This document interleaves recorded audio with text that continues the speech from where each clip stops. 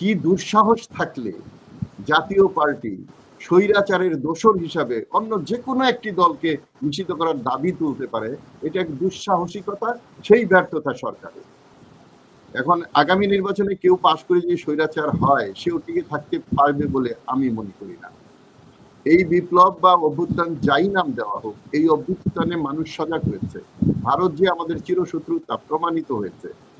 অন্যায় যে করে আর অন্যায় যে সহে, তব ঘৃণা যেন তারে তৃণসম দহে। এটা ছন্দ, একটা কবিতা আছে খুব প্রচলিত। অর্থাৎ অন্যায় যে করবে আর অন্যায় যে সহ্য করবে উভয়ই অপরাধী। আওয়ামী লীগ যারা করেছে তারা আবার রিফাইন হয় কিভাবে? যে আওয়ামী লীগের সমর্থক তারাও পাপী, যে নৃশংসভাবে শিশু থেকে শুরু করে মানুষ হত্যা করা হয়েছে, সেই হত্যায় যারা সহযোগিতা করেছে, যারা তাদের সহযোগী ছিল, যারা সেটা সহ্য করেছে, আমরা যারা সহ্য করিনি, গায়ের জোরে না পারলে মুখে কথা বলেছি, প্রতিবাদ করেছি, ঘৃণা করেছি। সুতরাং জাতীয় পার্টি নিয়ে কথা বলার আগ্রহ আমার একেবারেই ছিল না, নাই। আজকে এই টকশোর কারণে হয়তো দু একটি কথা বলতে হবে। মাহমুদুর রহমান মাহমুদ অত্যন্ত সজ্জন ব্যক্তি, আপনি এগুলো ব্যক্তিগতভাবে নেবেন না। আমি যা বলবো রাজনৈতিক দল হিসাবে, রাজনীতি করি, রাজনৈতিক কর্মী হিসাবে কথা বলবো।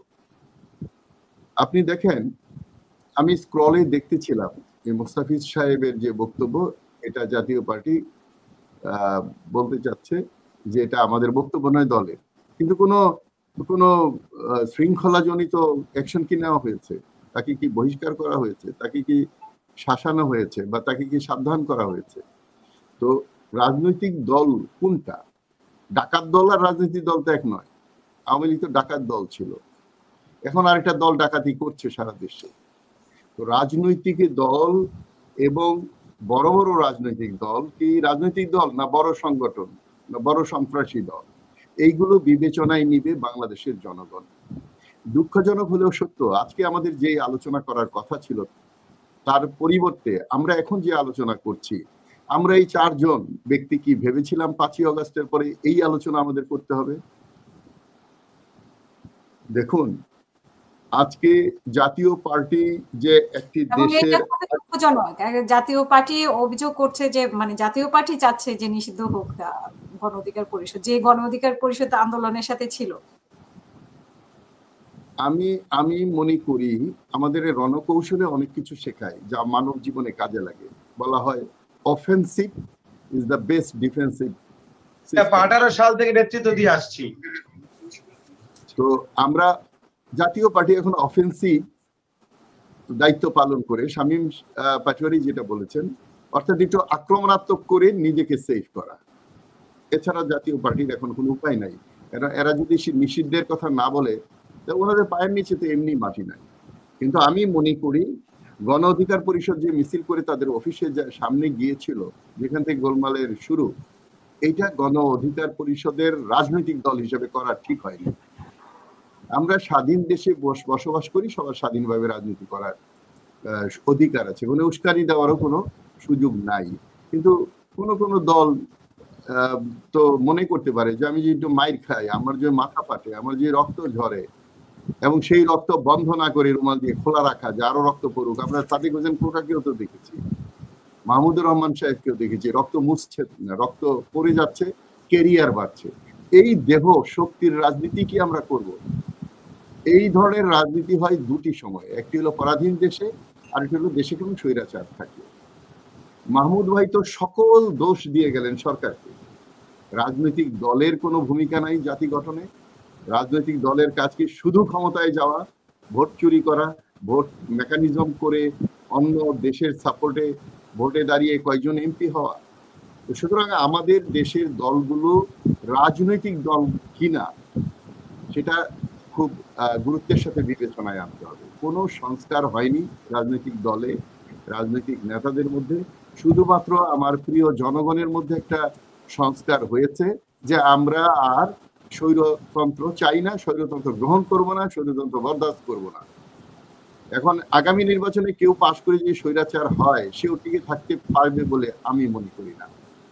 এই বিপ্লব বা অভ্যুত্থান যাই নাম দেওয়া হোক, এই অভ্যুত্থানে মানুষ সজাগ হয়েছে।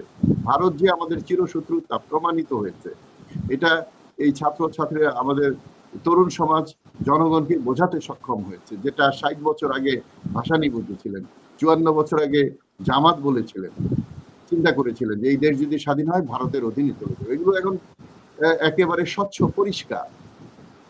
সেই পরাধীন থেকে স্বাধীন হওয়ার পরে আমাদের যে দুর্ভোগ ভারতের মাধ্যমে হয়েছে, সেই গোলামীর চুক্তি থেকে, সেখানে সম্পূর্ণভাবে জাতীয় পার্টি সহযোগিতা করেছে। যদিও জাতীয় পার্টি ভেঙে চুরমার, জাতীয় পার্টির এক গ্রুপ এদিকে গেলে আরেক গ্রুপ এইদিকে যায়, দুর্নীতি করে, নিজেদের নমিনেশন এর টাকা ঠিকমতো ডিস্ট্রিবিউশন করেন না, অফিসে ডিজিএফআই এবং আইন শৃঙ্খলায় এসে নির্বাচনে নিয়ে যায়, সুজাতা এসে যাতা দিয়ে ইয়েকে, আমার প্রিয় নেতা এরশাদকে একসাথে চাকরি করেছি আমরা, তাকে সিএমএস থেকে বেরিয়ে, উনি তো মাথায় পিস্তল দিয়ে বলছিল গুলি করে মরে যাবো, নির্বাচন করবো না 14 সাল।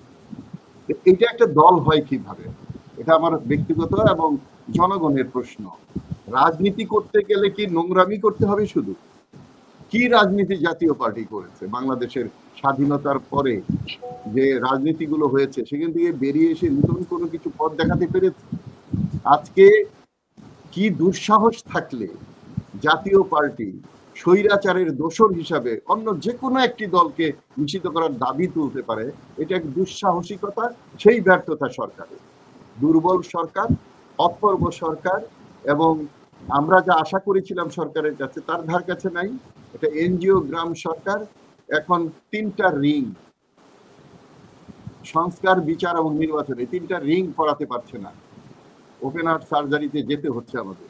এর দায় এই সরকারকে নিতে হবে, এর দায় এই বিএনপি কে নিতে হবে, এই দায় এনসিপি কে নিতে হবে, যারাই এই নির্বাচন যেন তেন করে ক্ষমতায় যেতে চাচ্ছে। এই যে বিএনপি 6টা চিঠি দিয়ে দিয়েছিল, নুরুল হক নূরকে গ্রিন সিগন্যাল দিয়েছিল নমিনেশন দিবে, টিকিট কেনার জন্য, টিকিট নেয়ার জন্য উদ্গ্রীব যে রাজনৈতিক দল, তারা কিসের দেশপ্রেমিক রাজনৈতিক করে? খালি মাথা বাটালেই হবে? নিজের এলাকায় গিয়ে বের হয়ে ক্যাম্পেইন করতে পারেনি, ফেরত আসছে ডাক বাংলা থেকে। এই লজ্জা কিসের? এই রাজনীতিবিদেরা কিসের নেতা? খালি রক্ত মাথা ফাটাইলেই বড় নেতা হয়? মানুষগুলো বোঝে না। তো সুতরাং আমি মনে করি জাতীয় পার্টির এর যে আজকে সুযোগ, সেই সুযোগ হলো আমরা অনৈক্য, আমরা যে জাতীয় সংস্কার জোট করেছি, সেখানে এই আহ্বানে যদি সকল দল আসতো। বিএনপি তো ডাকে নাই সকল দলকে, এনসিপি তো কোনো সকল দলকে ডাকে নাই, কারণ বিএনপি বড় দল, কাউকে ডাকবে না, বরঞ্চ জামাত আরো বের হয়ে গেছে। এনসিপি কি হনুরে, তারা মন্ত্রী হয়ে গেছে, 2 জন উপদেষ্টা হয়েছে, তাদের আবার জোট করতে হবে কেন? তার লাগবে। কিন্তু গত 30 বছরে আওয়ামী লীগ, বিএনপি কেউ জোট ছাড়া সরকারে থাকতে পারে নাই। আমাদের এমন কোন একক শক্তিশালী দল নাই যারা সুন্দর একটা সরকার করতে পারে। এখন আমাদের প্রয়োজন পিআর এর মাধ্যমে, যে এই মার্কায় সরকার হবে, ব্যক্তির স্বাধীনতা না দিয়ে। আমরা মুখে বলি দল, ব্যক্তির চেয়ে দল বড়, দলের চেয়ে দেশ, দলকে দায়িত্ব দিতে চাই না। যদিও অতীতে যে নির্বাচন হয়েছে সেটা পিআর এর মতোই হয়েছে। অনেকের নামই জানে না কারে ভোট দিয়েছে, বলে শাপলা, আমরা ধানের শীষ অথবা নৌকায় ভোট দিয়ে হাসিনাকে ভোট দিয়ে আসছি। এলাকায় মূর্খ লোক যে কথা বলতে পারে না বাংলায়, সে পাশ করে গেছে, মমতাজের মতো লোক নাচতে নাচতে পাশ করে গেছে। তো ওখানে তো পিআর এর মতোই দলকে দেখেই নির্বাচন। কয়েকটা জায়গায় নিজে ব্যক্তি, তাহলে কি মোদি নির্বাচিত হতো যদি ব্যক্তি দেখে নির্বাচন হতো? ফালুর মতো লোক আস্তে আস্তে পাস করে আর ডক্টর কামাল ফেল করে এই দেশে, তিনি দুঃখ করেন এখনো এই 89 বছর বয়সে। ফালুর যোগ্যতা আর ডক্টর কামালের যোগ্যতা তো এক নয়।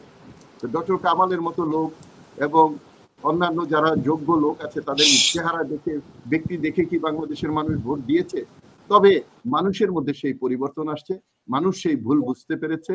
এখন মানুষ দেখবে, দল দেখবে, মানুষ বিবেচনা করবে আবার স্বৈরাচার হয়ে যায় কিনা।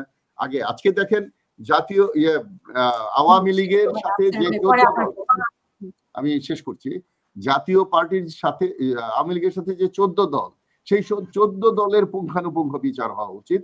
জাতীয় পার্টির বিচার শুরু হওয়া উচিত ছিল, তাহলে আর আজকে অন্য দলকে নিষিদ্ধ করতে বলতে পারতো না। জাতীয় পার্টিকে বাংলাদেশের মানুষ কোনো রাজনৈতিক দল হিসাবে মনে করে না, 14 দলকে মনে করে। আর 27 দল যারা 24-এর লাস্ট ইলেকশনে গিয়েছিল, তাদেরও জনগণের কাছে হিসাব দেওয়া উচিত কোন উদ্দেশ্যে।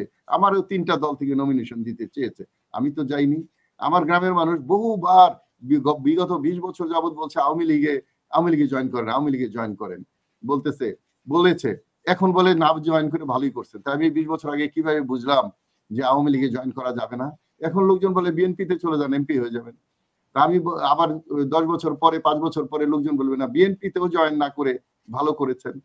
এনসিপিতে গেলে বলবে চাঁদাবাজ, আপনারা সিনিয়র, চাঁদাবাজি বন্ধ করতে পারেন না। যার জন্য আমরা সংস্কার পার্টি করেছি। সংস্কার পার্টির পক্ষ থেকে জাতীয় সংস্কার জোটের পক্ষ থেকে সকল মানুষকে বলবো আপনারা বিবেককে ব্যবহার করুন। কোন দল কোন উদ্দেশ্যে কিভাবে রাজনীতি এবং অপরাজনীতি করছে, খুনাখুনির রাজনীতি করছে, কিভাবে আগামী নির্বাচনে হাজার হাজার মানুষ মারা যাবে, এখনই শুরু হয়ে গেছে ডেমনস্ট্রেশন, সেইগুলো বন্ধ করা যায় একমাত্র পিআর নিয়ে আলোচনা মানুষ করতে চাচ্ছে না। পিআর মাথায় দেয় না, কি দেয়, সংস্কার বোঝে না মানুষ, এগুলো বিএনপি বলে ছড়ায়। কিন্তু বাকি যে দলগুলো আছে তারা এই বিএনপির চতুরতা, বিএনপির একজন নেতা 9 বছর গুম ছিল, কেন ছিল, কোথায় ছিল, কোনো বিচারের প্রশ্ন ওঠে না, কেউ জবাবদিহিতা করে না, উনি সবচেয়ে বড় নেতা হয়ে গেলেন। কারণ ভারতের দালাল হলে বাংলাদেশে বড় নেতা হওয়া যায়। সেই রাজনীতি তো আমাদের ছেড়ে দিতে হবে। ভবিষ্যতে আমরা রাজনীতি করতে পারবো কিনা ভাবছি, কারণ বাংলাদেশে সবচেয়ে সস্তায় দালাল পাওয়া যায়, দালাল দল পাওয়া যায়। জাতীয় পার্টি যে দালাল দল, জাতীয় বেঈমান পার্টি হিসাবে এগুলোকে জনগণ দেখে। কয়টা ভোট পাবে জাতীয় পার্টি দাঁড়ালে? আওয়ামী লীগ যে দাঁড়াবে, আওয়ামী লীগ যে চলে আসবে, আওয়ামী লীগ দাঁড়ালে আমার এলাকায় তো আওয়ামী লীগ দেখি না খুঁজে, বিশ্বাস করেন। গাজীপুরে কোনো আওয়ামী লীগ নাই, লুকানো ছোট পাতি নেতাদের কেউ পরিচয় দেয় না আওয়ামী লীগ। তো সুতরাং সেখানে জনগণই তো বিচার করবে। সরকার যেহেতু ব্যর্থ হয়েছে, আগামী নির্বাচনে জনগণ যদি স্বৈরাচার আবার চায় তাহলে স্বৈরাচার আসবে। এমন একটি দেশ কি আমাকে দেখাতে পারবেন আপনারা 4 জন বা যারা আমার কথা শুনছেন, যে একটি দেশের মানুষ সব খারাপ সরকার ভালো, অথবা সরকার খারাপ দেশের মানুষ সবাই ভালো? এমন একটা দেশ কি দেখাতে পারবেন? বাংলাদেশের মানুষ যেমন সরকার তেমন হবে, বাংলাদেশের মানুষ যেমন তেমন পলিটিক্স হবে, তেমন বদি হবে, মমতাজ হবে, জাতীয় পার্টি তৈরি হবে, এনসিপি তৈরি হবে। একটা শুদ্ধ রাজনীতিতে আমরা যেতে পারলাম না 5ই আগস্টের পর। অন্যান্য দেশ হাসে, একটা আফ্রিকান কান্ট্রি, অসভ্য কান্ট্রি, যে সেখানেও এখন পাথর মেরে মানুষ মারে না। চাঁদাবাজির জন্য মানুষকে একটা মেয়ে বিয়ে দিবে, সেই মেয়ে বিয়ের মধ্যে চাঁদা চেয়ে মেয়ের বাপকে পিঠায় মেরে ফেলে না। এটা এরকম অসভ্য দেশ তো, অসভ্য রাজনীতি তো আর পৃথিবীর কোথাও নাই। আজকে ইন্ডিয়া যে একদম লাস্ট লাইন, ইন্ডিয়া যে শেখ হাসিনাকে নিয়েছে, তারা সর্বদলীয় মিটিং করে সিদ্ধান্ত নিয়েছে। আজকে যদি মোদি পলায় আসে এখানে, তাহলে কি সবাই একমত হবে? জাতীয় পার্টি বলবে হ্যাঁ মোদিরে রাখা দরকার, কারণ ওই যে কানে কানে কি বলে দিছিল জিএম কাদের রে, বলবে মোদিকে রাখা দরকার, বাকিরা বলবে রাখা দরকার নেই, তারা শোষণ করে। সো আমরা তো মোদির ব্যাপারেও তো একমত হতে পারবো না, কোনো বিষয়ে আমরা একমত হতে পারছি না। এই এক দুর্ভাগা জাতি আমরা। সুতরাং মানুষই পারে এই জাতিকে ঠিক করতে, মানুষ ঠিক হলে সব ঠিক হবে। 1 নাম্বার ইট ছাড়া যেমন কোনো 1 নাম্বার বিল্ডিং হয় না, 1 নাম্বার মানুষ ছাড়া 1 নাম্বার সরকার, 1 নাম্বার ভোটার ছাড়া 1 নাম্বার সরকার তৈরি হবে না। সবাইকে ধন্যবাদ।